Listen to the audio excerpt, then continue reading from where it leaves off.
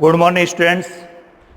हम पढ़ रहे थे राजपूताना में तुर्क प्रतिरोध, और तुर्क प्रतिरोध के बाद हमने शुरू किया था मुगल प्रतिरोध। और मुगल प्रतिरोध में हम आज पढ़ रहे हैं रावचंद्र सेन, जो मारवाड़ के, और मारवाड़ का मतलब है जोधपुर के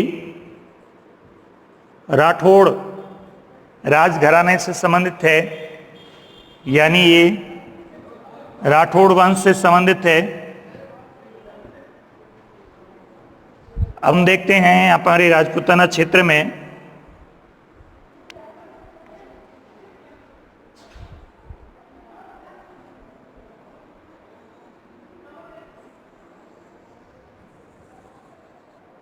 जैसे राजस्थान के मानचित्र में अब देखते हैं तो जोधपुर मारवाड़,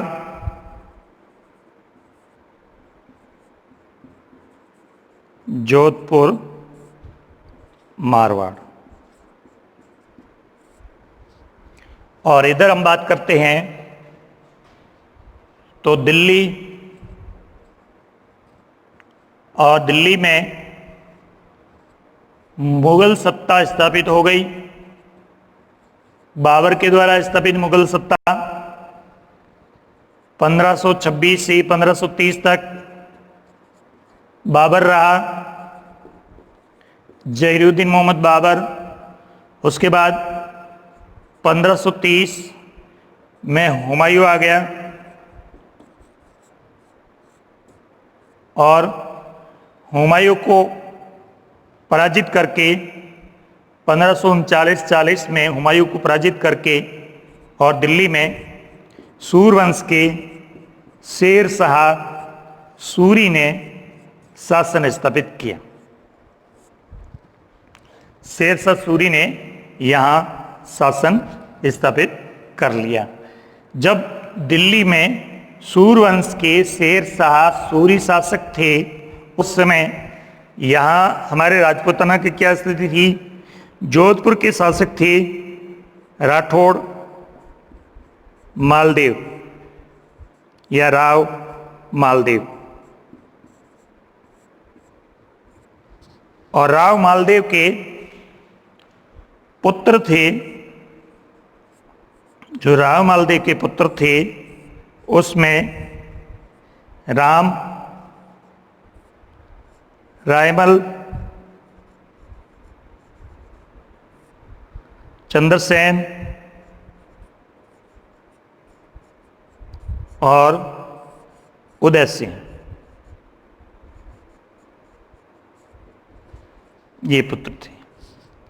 रायमल, चंद्रसेन और उदय सिंह। और रायमल के पुत्र थे कल्ला राठौड़। अब हुआ क्या, जब शेर शाह सूरी दिल्ली के शासक थे, उस समय शेर शाह सूरी और मालदेव के मध्य 1544 ईस्वी की हम बात कर रहे हैं, दो पहाड़ियां हैं, गिरी सुमेल, पाली में है गिरी सुमेल। तो शेर शाह सूरी ने मारवाड़ पर अधिकार करने के लिए आक्रमण किया, और 1544 ईस्वी में गिरी सुमेल नामक स्थान पर राठौड़ मालदेव और शेर शाह सूरी के मध्य युद्ध हुआ, जिसे गिरी सुमेल का युद्ध कहते हैं। और इस युद्ध में राव मालदेव ने शेर शाह सूरी को बहुत कड़ी टक्कर दी, मतलब बहुत कड़ी टक्कर दी गई। और इस बहुत कड़ी टक्कर में, कहने का मतलब कई दिनों तक संघर्ष चला, और शेर शाह को लग गया था कि शायद उसकी सेना नष्ट हो जाएगी और मालदेव से पराजित हो जाऊंगा। तब उसने, इतिहासकार फरिश्ता लिखते हैं, कौन लिखते हैं? इतिहासकार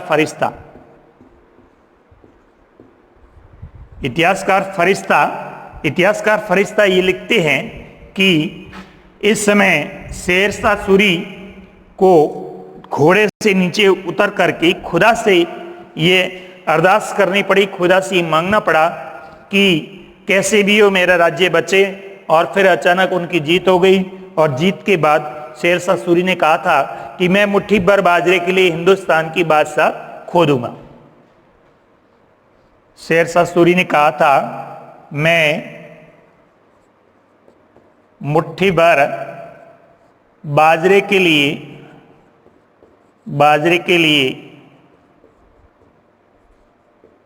हिंदुस्तान की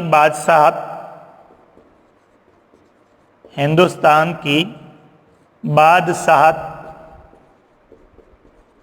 खो देता। ये जो कथन है वो शेरशाह सूरी ने मालदेव राठौड़ के लिए कहा। कहने का मतलब ये हुआ कि मालदेव राठौड़ है वो मारवाड़ में शक्तिशाली शासक थे, और मालदेव ने अपने जीवन काल में ही निर्धारित कर दिया था कि मेरा जो उत्तराधिकारी होगा वो रावचंद्र सेन होगा। मेरा जो उत्तराधिकारी होगा वो कौन होगा? वो रावचंद्र सेन होगा, ऐसा उन्होंने निर्धारित कर दिया था। और राव मालदेव की मृत्यु के बाद रावचंद्र सेन जो है वो मारवाड़ के शासक बने, जोधपुर के शासक बने। इधर 1562 में ये रावचंद्र सेन मारवाड़ के शासक बनते हैं, और इधर दिल्ली में शेरशाह सूरी के बाद 1555-56 एक साल, 1555 और 56 एक वर्ष हुमायूं पुनः दिल्ली का शासक बनता है। कैसे बनता है ये बहुत लंबी प्रक्रिया है, मुगल अपने कोर्स में नहीं है, नहीं तो हम उसकी बात कर लेते। अब 1555-56 में हुमायूं पुनः दिल्ली का शासक बना, और हुमायूं की मृत्यु के बाद 1556 में अकबर जो है वो अकबर शासक बना। यानी अब अकबर जो है वो मुगल बादशाह है वो बन गया। और अकबर जब मुगल बादशाह बना उस समय मारवाड़ जोधपुर के पास में नागौर जो है,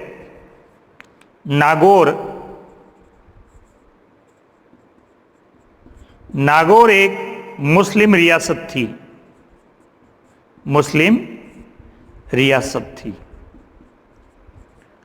और इसके नागौर के मुस्लिम रियासत के प्रमुख थे हुसैन कुली खां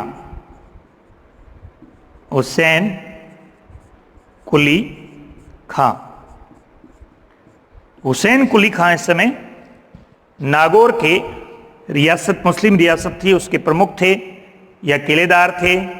और जोधपुर में रावचंद्र सेन थे। अब रावचंद्र सेन और उनके भाई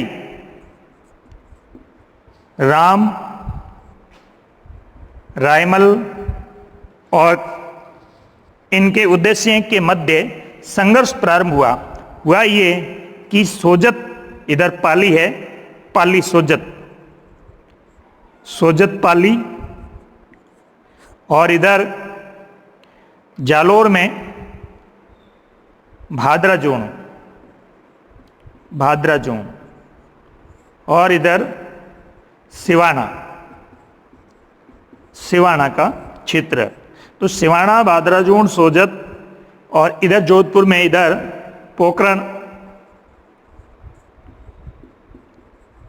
पोखरण, ये बड़ी रियासतें थी जोधपुर राजघराने की। सिवाना, भादरा जोन, सोजत, पोखरण, ये इसकी बड़ी रियासतें थी। तो इधर सोजत और भादरा जोन के क्षेत्र में इन्होंने, उदयसिंह ने और राम ने विद्रोह कर दिया। विद्रोह करने पर एक स्थान है लोहावट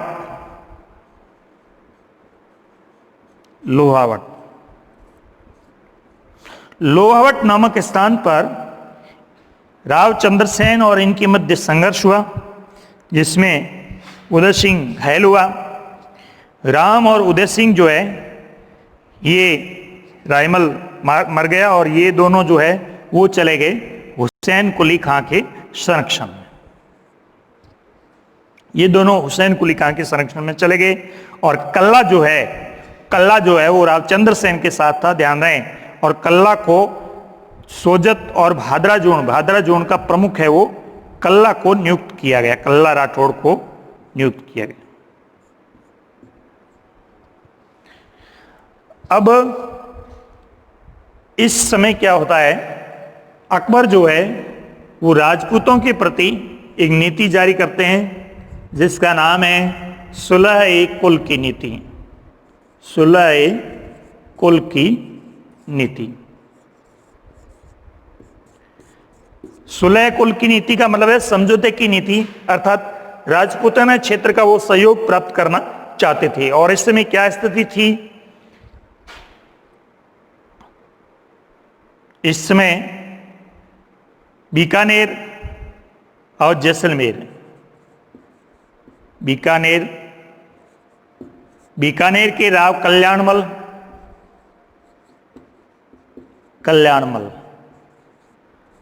जैसलमेर के राव हर्राय और जयपुर के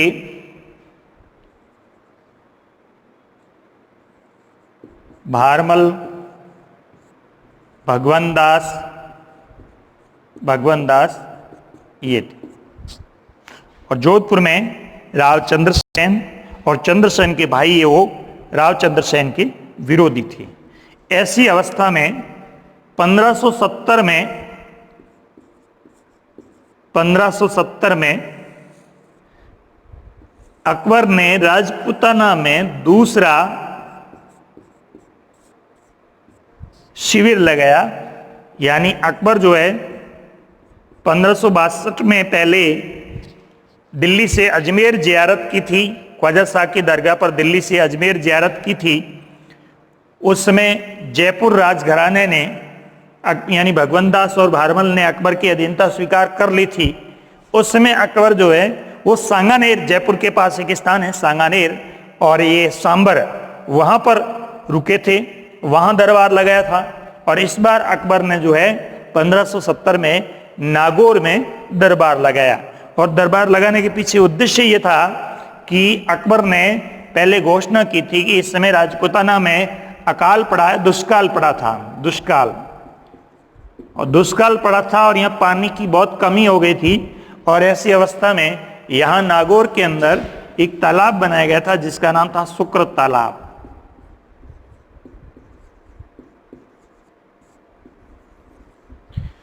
हुसैन कुली खां को कहा गया कि अकबर जो है वो अजमेर जियारत करने जाएंगे, अजमेर ख्वाजा शाह की दरगाह की यात्रा करने जाएंगे और बीच में जो है वो नागौर के अंदर दरबार लगाएंगे और शुक्र तालाब का अनावरण करेंगे। और ये सारी व्यवस्था जो है वो हुसैन कुली खां ने देखी और 1570 में अकबर ने नागौर के अंदर एक दरबार लगाया और शुक्र तालाब, परीक्षा में पूछा जाता है, शुक्र तालाब का अनावरण किया।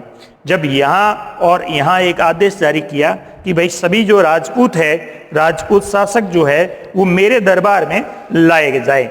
और इस समय सारे जो राजपूत शासक है वो अकबर के दरबार में यहाँ हाजिरी देने यानी अधीनता स्वीकार करने के लिए आए। उसमें जयपुर राजघराना से पहले से ही था ही, इधर जैसलमेर के हर्राय भी उपस्थित हुए और ये बीकानेर के कल्याणमल भी उपस्थित हुए।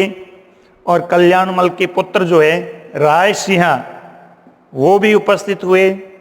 तो कल्याणमल, राय सिंह, इधर हर्राय और इधर मारवाड़ से, जोधपुर से रावचंद्र सेन दरबार में जरूर गए थे, लेकिन वहां की व्यवस्था को देख करके, यानी वहां व्यवस्था ये थी कि वो अधीनता स्वीकार करें और रावचंद्र सेन जो है वो अकबर की अधीनता स्वीकार नहीं करना चाहते थे, इसलिए वो दरबार से वहां से आ गए। जैसे जिस प्रकार महाराणा प्रताप ने भी, हम देखते हैं कि महाराणा प्रताप इस समय रावचंद्र सेन के समकालीन हैं, थोड़ा सा प्रताप से थोड़ा सा चंद्रसेन का समय पहले है और प्रताप का थोड़ा सा बाद में, लेकिन लगभग सिमिलर है, समकक्ष है। इसलिए राव चंद्र सेन को हम क्या कहते हैं, मारवाड़ का प्रताप कहते हैं। ध्यान रखिए, मारवाड़ का प्रताप। ये मारवाड़ का प्रताप कौन है? रावचंद्र सेन मारवाड़ का प्रताप माना गया, क्योंकि प्रताप, इसे प्रताप का अग्रगामी भी कहते हैं। अग्रगामी मतलब प्रताप इनके बाद इनका अनुसरण करते हुए चले, आगे ये चले। तो चंद्रसेन को मारवाड़ का प्रताप और प्रताप का अग्रगामी भी कहा जाता है। तो चंद्रसेन वापस आ गए अकबर के दरबार से। अब हुआ क्या कि उदय सिंह ने यहां अकबर की अधीनता स्वीकार कर ली। नागौर के दरबार में उदय सिंह और राम ने अकबर की अधीनता स्वीकार कर ली, लेकिन कल्ला राठौड़ और रावचंद्र सेन ने अकबर की अधीनता स्वीकार नहीं की। ये पूछा जाता है परीक्षा में, निम्न में से किसने अकबर की अधीनता स्वीकार की या नहीं की? तो कल्ला राठौड़ ने अधीनता स्वीकार नहीं की, रावचंद्र सेन ने अधीनता स्वीकार नहीं की और उदय सिंह ने अधीनता स्वीकार कर ली, राम ने अधीनता स्वीकार कर ली। उदय सिंह को यहां अकबर ने मोटा राजा की उपाधि दी, यानी राजवंश के अनुसार इन्हें मोटा राजा कहा गया। प्रसिद्ध है मोटा राजा उदय सिंह। मोटा राजा उदय सिंह। ये उदय सिंह कौन है? ये उदय सिंह राठौड़ है।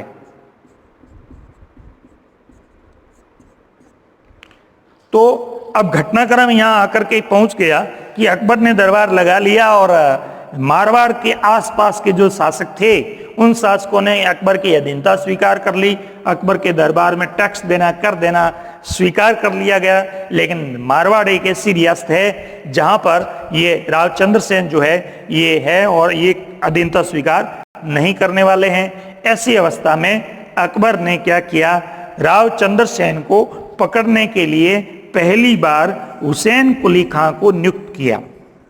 किसको नियुक्त किया? हुसैन कुली खां को रावचंद्र सेन को पकड़ने के लिए अकबर ने पहली बार यहां नियुक्त किया। और जैसे ही नियुक्त किया तो हुसैन कुली खां सेना लेकर आगे बढ़ा, आक्रमण करने के लिए आगे बढ़ा। और हुसैन कुली खां के साथ में थे ये राज सिंह बीकानेर के, राज सिंह बीकानेर, केशवदास मेड़तिया, केशवदास मेड़तिया, जगत सिंह, हरराज, ये लोग थे। और इन सब का जो नेतृत्व था वो हुसैन कुली खां का था। और जैसे ही सेना लेकर आगे बढ़े, जोधपुर पहुंचे, उससे पहले यहाँ से रावचंद्र सेन निकल गए और निकलते हुए सोजत से भादरा जोन की ओर चले गए।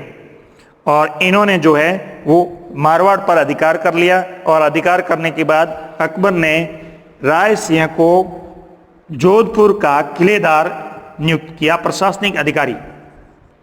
जोधपुर का प्रशासक नियुक्त किया। प्रशासक किसको? राय सिंह को।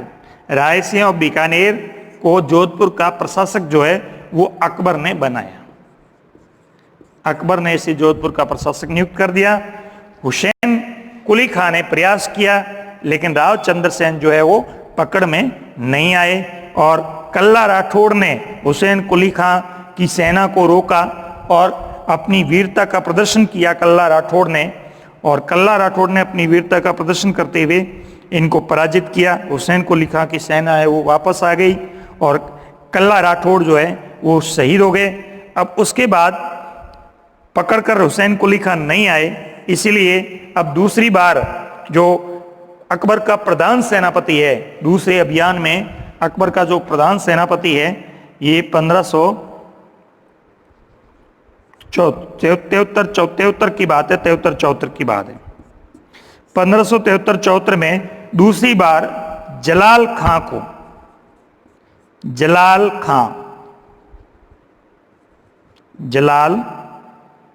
खां को सेना देकर भेजा जाता है। अब जब जलाल खां सेना लेकर आते हैं तो ये भादरा जोन से सिवाना चले जाते हैं।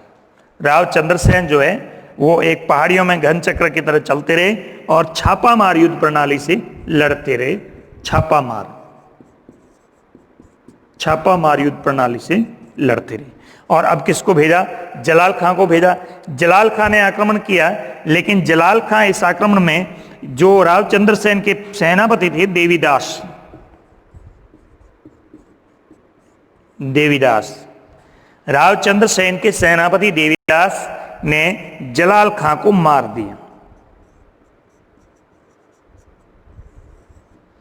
जलाल खां मारे गए और अकबर के सेनापतियों में से माने जाते थे। जलाल खां शक्तिशाली सेनापति थे और वो रावचंद्र सेन के विरुद्ध लड़ते हुए मारे गए। जब ऐसी स्थिति पैदा हो गई तो अब अकबर को भय पैदा हो गया कि ये तो शक्तिशाली है और इसे मारना या इसे पकड़ना बहुत ही जरूरी है। तो दूसरी बार दूसरे राउंड में जलाल खां को भेजा, ये मारा गया। और तीसरे राउंड में जो भेजा जाता है वो शाहबाज खां को भेजा जाता है। शाहबाज खां मामा भी था अकबर का, शाहबाज खां, और सेनापति भी था। तो शाहबाज खां को सेना देकर के उसके अंदर इसके साथ सैयद अहमद और अहमद हुसैन और एक शिमाल खां, ये जो प्रमुख सेनापति थे, उनके साथ शाहबाज खां को सेना देकर भेजा जाता है सिवाने पर अधिकार कर लेने के लिए। शाहबाज खां 1575 की बात है। 1574 में जलाल खां और 1575 में जो है वो शाहबाज खां आक्रमण करता है। 1575 में 2 आक्रमण होते हैं, शाहबाज खां के नेतृत्व में आक्रमण होता है। अब शाहबाज खां आक्रमण करके और सिवाना के किले में जब खाद्यान्न सामग्री समाप्त हो गई तो यहां से रावचंद्र सेन ने सिवाना के किले को छोड़ दिया और सिवाना पर जो है शाहबाज खां का अधिकार हो गया।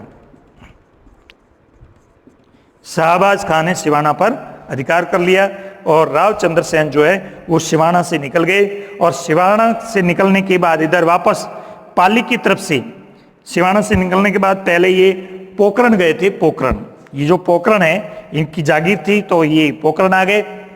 और पोखरण आए तो पोखरण में आनंदराज किलेदार था। आनंदराज यहाँ पे किलेदार था। लेकिन यहाँ क्या हुआ था, हर राय ने आक्रमण किया। जो ये हर राय थे, इन्होंने आक्रमण करके और उसके बाद आक्रमण करने के बाद इसको जीत लिया पोखरण को।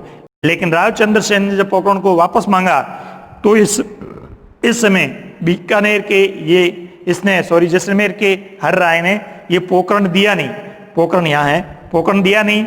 और पोखरण नहीं दिया तो फिर इसके बदले में यहाँ की स्थानीय मुद्रा थी जिसका नाम है फदिया। यहाँ की स्थानीय मुद्रा है, ध्यान रखिए। इस समय यहाँ जो मुद्रा चलती थी मारवाड़ में, उस मुद्रा का नाम है फदिया मुद्रा। फदिया मुद्रा चलती थी, तो फदिया मुद्रा देकर के और उसके बदले में हर राय ने रावचंद्र सेन से पोखरण को प्राप्त किया। यानी पोखरण भी इनके हाथ से निकल गया। और इसके बाद ये फिर मारवाड़ का राउंड काटते हुए आगे पाली में आए वापस। और पाली में आकर के यहाँ पाली के अंदर सोजत और जैतारण के बीच में, यहाँ सोजत और जैतारण के बीच में पहाड़ियां हैं। इन पहाड़ियों का नाम है सारण की पहाड़ियां। यहां रावचंद्र सेन ने सारण की पहाड़ियों में शरण ली 1579, 1580 और 1581। 1581 में इनकी मृत्यु हो गई। तो इस दौरान 1580 और 1579 2 वर्ष तक इस सारण की पहाड़ियों में रहे और यहां सिवाना पर अधिकार कर लिया गया। किसके द्वारा? शाहबाज खां के द्वारा अधिकार कर लिया गया। उसके बाद फिर अकबर ने फिर और सेना भेजी आगे इन्हें पकड़ने के लिए, और ये जो है पकड़ नहीं पाए। सारण की पहाड़ियों में लंबे समय, काफ़ी समय तक ये शरण लेकर रहे। और उसके बाद 1581 में जो है सारण की पहाड़ियों में रावचंद्र सेन की मृत्यु हो गई। लेकिन रावचंद्र सेन ने अपने जीवन काल में कभी भी अकबर की अधीनता स्वीकार नहीं की। प्रताप की तरह ये एक स्वतंत्र जीवन जीते रहे, इसलिए इन्हें मारवाड़ का प्रताप कहा जाता है या प्रताप का अग्रगामी कहा जाता है। भारतीय इतिहास में ये उल्लेखित है, भारतीय इतिहास में राव चंद्रसेन के बारे में बहुत ही कम उल्लेख आता है। केवल मात्र ये मारवाड़ का जो इतिहास है यहाँ पर उल्लेख आता है। लेकिन अगर राव चंद्रसेन के शौर्य को देखा जाए, राव चंद्रसेन की वीरता को देखा जाए, तो वह बहुत ही अद्भुत वीरता और अद्भुत जो शौर्य है वो है। इसे कम याद करने के कारण राव चंद्रसेन को मारवाड़ का भूला बिसरा शासक कहा जाता है। राव चंद्रसेन मारवाड़ का भूला बिसरा शासक, भूला बिसरा शासक।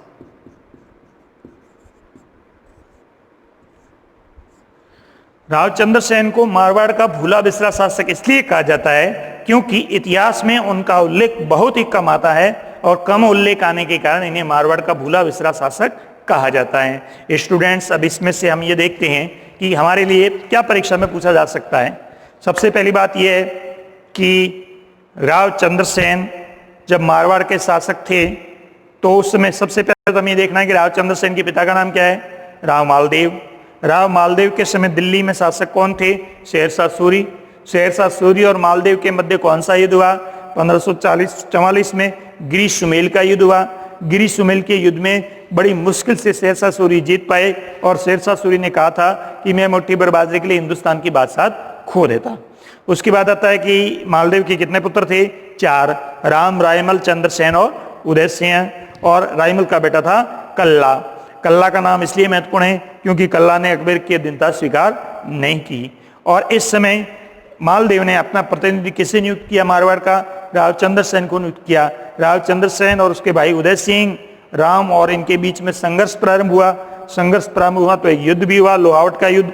इसमें उदय सिंह हार गए और हारने के बाद पास ही नागौर एक मुस्लिम जागीर थी जहां पर हुसैन कुली खान नियुक्त थे, उनके संरक्षण में चले गए। और इधर दिल्ली में शेरशाह सूरी के बाद वापस हुमायूं 1 वर्ष तक शासक बनता है और हुमायूं के बाद 1556 में कालानौर में अकबर का राज्याभिषेक होता है, अकबर शासक बनता है। और घरेलू समस्याओं से निजात पाने के बाद अकबर ने घरेलू समस्याओं से निजात पाने के बाद, क्योंकि घरेलू समस्या क्या थी कि जो अकबर छोटे थे और जो स्थानीय जो सामंत थे, जो मुगल सामंत थे, वो शक्तिशाली थे और विशेष करके अकबर का मामा जो था, उनका संरक्षक बैराम खां था, उसका जो प्रभाव है वो ज़्यादा था। और 1562 में जब उसका प्रभाव खत्म हो गया तो उसके बाद फिर उसने राजपूतों के प्रति एक नीति अपनाई जिसे हम कहते हैं सुलह कुल की नीति। इस नीति में 1562 में पहला दरबार लगाया था जयपुर के पास और सांगानेर में और सांबर झील के पास। और लेकिन वहाँ पर जो है वो जयपुर के राजघराने के बहारमल और भगवंत दास ने अधीनता स्वीकार की। लेकिन उसके बाद उन्होंने 1570 में दूसरा जो दरबार है वो नागौर में लगाया और इसकी व्यवस्था सारी हुसैन कुली खान ने देखी। और इस नागौर के दरबार के अंदर सभी राजपूतों ने अधीनता स्वीकार की, जैसा कि बीकानेर के कल्याणमल और उसके बेटे राज सिंह ने अधीनता स्वीकार की, जैसलमेर के हर राय ने अधीनता स्वीकार की। राव चंद्रसेन दरबार में गए लेकिन राव चंद्रसेन ने अधीनता स्वीकार नहीं की, अधीनता स्वीकार नहीं की, वहां से चले आए। कल्ला राठौड़ ने अधीनता स्वीकार नहीं की। अब इसलिए और उदय सिंह ने अधीनता स्वीकार की थी, उदय सिंह को मोटा राजा की यहाँ उपाधि दी गई। अब अकबर ने जो है राव चंद्रसेन के विरुद्ध हुसैन कुली खां को नियुक्त किया। तो पहला अभियान जो राव चंद्रसेन के खिलाफ करता है वो हुसैन कुली खां करता है, ये ध्यान में रखना है। राव चंद्रसेन के खिलाफ हुसैन कुली खां सेना लेकर के जब जोधपुर आता है तो राव चंद्रसेन यहाँ से सोजत होते हुए भादराजून चले जाते हैं। सोजत में कल्ला राठौड़ को नियुक्त करते हैं और उसके बाद भादराजून चले जाते हैं और जोधपुर पर जो है वो हुसैन कुली खां अधिकार करता है। अधिकार करने के बाद इनके साथ कौन होता है, बीकानेर का राय सिंह होता है, केशवदास मेड़तिया होता है, जगत सिंह होता है। तो ये क्या करते हैं, राय सिंह को जोधपुर का प्रशासक नियुक्त कर देते हैं। ये परीक्षा में प्रश्न पूछा जाता है कि राठौड़ चंद्रसेन के समय जोधपुर का प्रशासक किसे नियुक्त किया, तो राय सिंह को जो बीकानेर के थे उनको प्रशासक नियुक्त करते हैं। हुसैन कुली खां राज चंद्रसेन को पकड़ नहीं पाते हैं। उसके बाद दूसरा जो अभियान होता है और दूसरे अभियान में किसको भेजा जाता है, दूसरे अभियान में भेजा जाता है ये जलाल खां को भेजा जाता है। जलाल खां आता है भादराजून के पास, कल्ला राठौड़ से संघर्ष करता है जलाल खां और उसके बाद जलाल खां की मृत्यु हो जाती है, युद्ध में मारा जाता है। जलाल खां के प्रधान सेनापति मरने के बाद अकबर क्रोधित होता है और उसके बाद फिर अकबर जो है वो बड़ी सेना देकर के और शाहबाज खां के नेतृत्व में बड़े सेनापति सैयद अहमद, सैयद बादा, हामिद हुसैन, सिमाल खां, ये अकबर के गिने चुने सेनापतियों में से माने जाते हैं। तो शाहबाज खां सेना लेकर के आए और इस समय भादराज उड़ से चले गए, ये सिवाना की तरफ आ गए, सिवाना के किले में आ गए। कौन? राव चंद्रसेन। तो शाहबाज खां ने सिवाना पर अधिकार किया। सिवाना पर अधिकार करने के बाद फिर शाहबाज खां आगे बढ़ा और उसके बाद फिर और सेना आगे बढ़ी तो ये सारण की पहाड़ियों में चले गए। कौन? राव चंद्रसेन। अकबर की अधीनता स्वीकार नहीं की और सारण की पहाड़ियों में 1581 में राव चंद्रसेन की मृत्यु हो जाती है। राव चंद्रसेन को मारवाड़ का प्रताप कहते हैं, राव चंद्रसेन को प्रताप का अग्रगामी कहते हैं, राव चंद्रसेन को ये राजस्थान के इतिहास का भूला बिसरा या मारवाड़ का भूला बिसरा शासक के रूप में जाना जाता है। ये सब जो विवरण है ये फरिश्ता के द्वारा लिखा गया और दूसरा जो विवरण है वो मोहनोत नैणसी के द्वारा लिखा गया। मारवाड़ का जो इतिहास लिखा, विशेष बात यह है कि अकबर ने नागौर में दरबार लगाया, उस समय अकबर ने एक तालाब का उद्घाटन किया था, उसका नाम है शुक्र तालाब। तो इस तरह से मारवाड़ के उत्थान में राव चंद्रसेन की महत्वपूर्ण भूमिका मानी